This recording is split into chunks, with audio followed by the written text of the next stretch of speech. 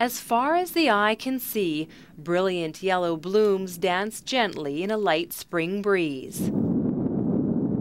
At Vantreight Farms in central Saanich, these golden beauties have been blooming for decades, helping the farm become the #1 grower of daffodils in Canada. It's the first flower to pop its head out of the ground, and it's like gives everybody the heads up that spring's at least on the way. That's a good one. You think Mommy will like that one? There are 80 acres of daffodils here. Hundreds of thousands are plucked from the earth each spring. And for fifth-generation farmer Ryan Vantreight, the daffodil represents more than just a small portion of the farm's profit. Like many of us, he recognizes this springtime bloom as a symbol in the fight against cancer. And this is my grandfather and Jeff Sr.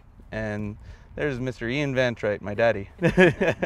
In the 1950s, Ryan's grandfather, Jeffrey Arthur Vantreight, ran the farm and sent 5,000 daffodils to Toronto.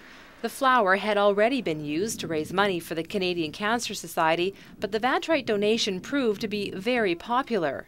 Well, after that first year, it really took off. It really gave people a sense of community, and they enjoyed the flower, and then slowly but surely it's taken off into what it's become today. But in 1990, Jeffrey Vantreight himself was diagnosed with cancer, and in the spring of 2000, the Daffodil King, as he was known, passed away.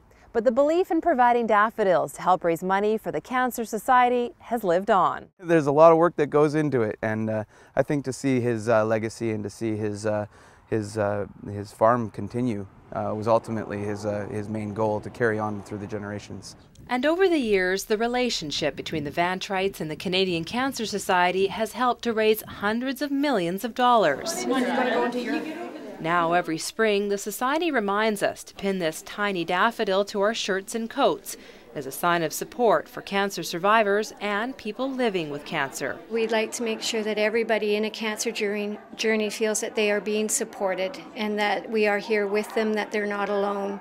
It takes a lot of courage to fight, and sometimes just that nod in the, on the street to say that we know what you're going through. Eilert says when it comes to cancer, the numbers are scary.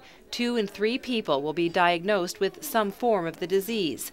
But in BC, we're also doing fairly well in fighting it. 64% of people diagnosed with cancer in this province will survive.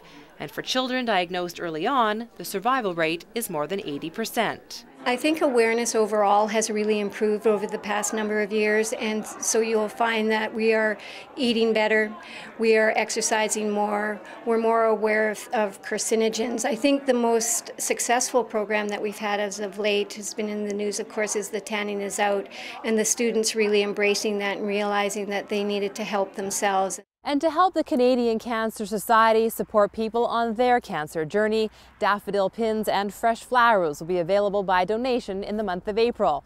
The campaign wraps up with a National Daffodil Day on April 27th. In Central Saanich, I'm Nikki Ewanyshyn for The Daily.